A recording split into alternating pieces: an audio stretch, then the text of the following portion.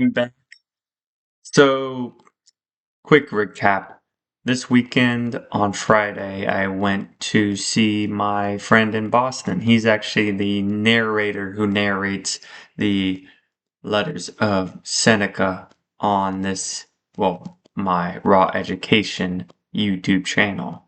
And we got together and literally 5 seconds, we clicked. And we pretty much kept talking to each other for the rest of the weekend. So it was a wonderful time. We went to see one of his coworkers at a party and also went to see a comedian. And oh my goodness, I laughed so hard. And I haven't seen a comedian, and so I don't even know. I think it would be this was my first comedian showing. I've seen him on Netflix and different televisions, but actually going to see a comedian first time, I think. And it was a good one. Godfrey, if you don't know who that is. Uh, Great comedian. Look him up. I think he's on Instagram as well. So give him a check if you're into comedy. Also know it's comedy, right? So anything goes. So be expecting that.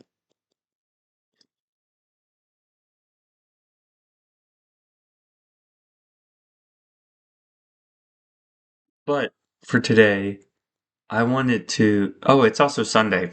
So usually I don't do Sundays, but since I missed 2 days already, I told myself, no, we gotta do some videos. So lucky you. I know. Ugh. Whatever. It's fine. But today we're gonna be talking about death a little bit, specifically one quote in general. Memo- it is Memento Mori. It's a pretty popular quote. It's a Roman quote that the whenever Roman generals would win a battle and be going through the parade, they'd have a servant or someone over their shoulder whispering this quote to them, and it means, remember, you must die. And let's first off say that is amazing to be saying to your generals and them understanding the concept of the ego and being inflated uh, confidence as well. How all these being after winning a victory, after having this crowd would be roaring your name, saying, and I don't know, Ulysses, Ulysses. They didn't say that, but uh, how it can get to your head. And the Romans were smart enough to recognize that and counteract that with, yeah, you might think you're God, but you're going to die anyways. So, first off, I think that's brilliant that they understood that psychology behind it. The second thing I wanted to talk about was specifically the quote in general. What I find really fascinating about this quote is the verb must. Not will, but must.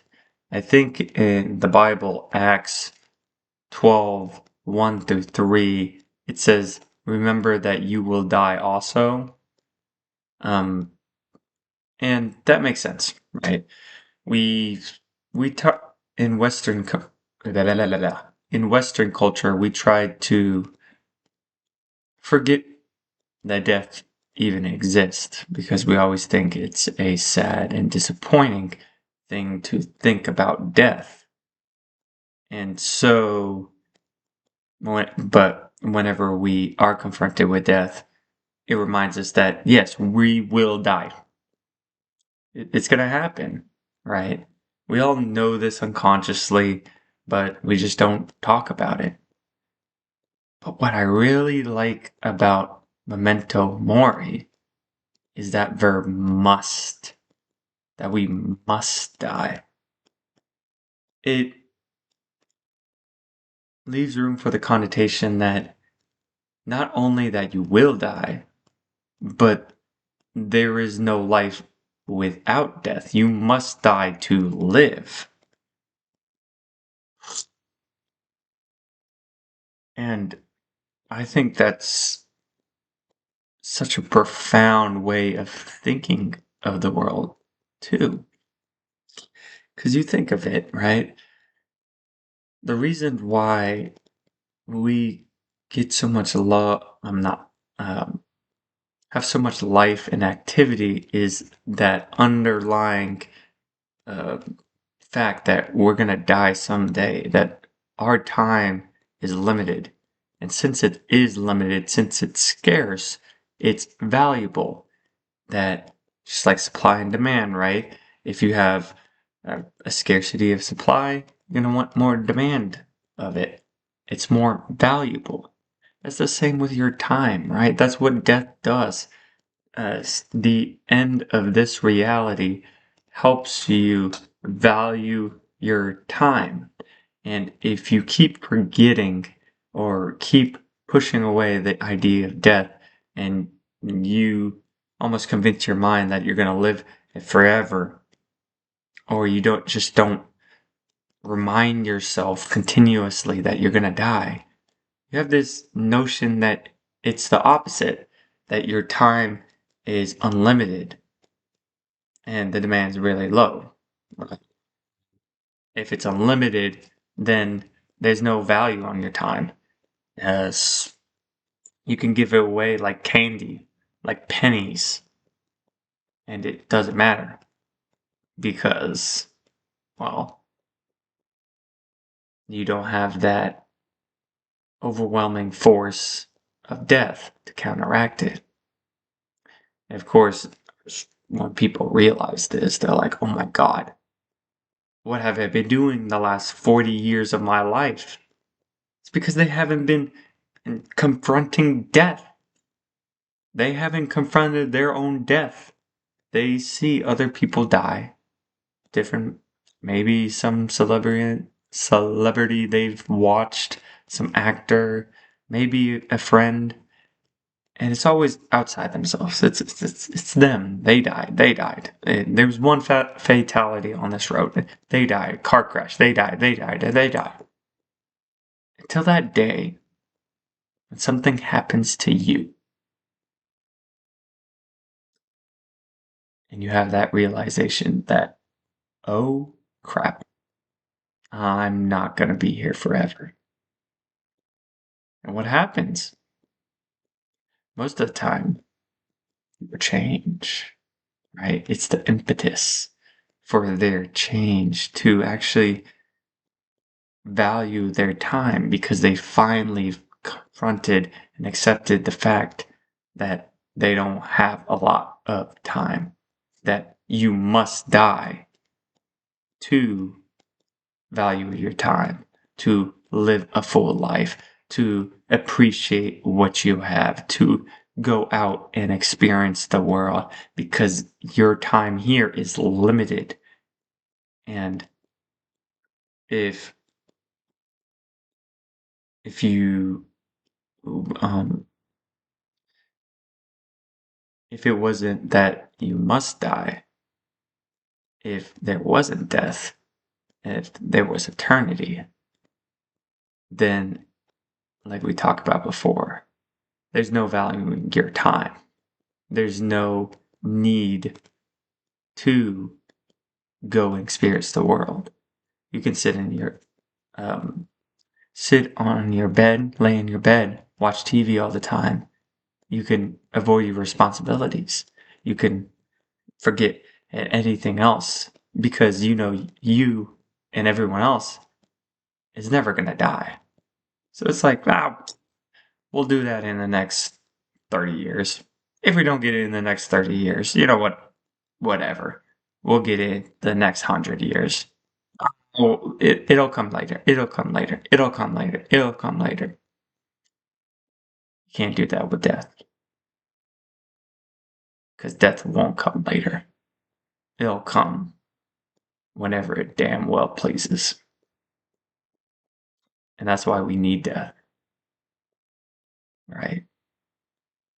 That's why we can't be scared of it. It's actually the force that gives us life.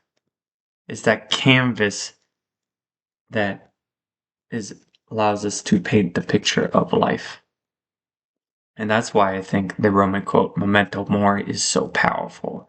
Because it doesn't just tell you that you're going to die, but that you have to die. Because if you don't die, then there's no life to live.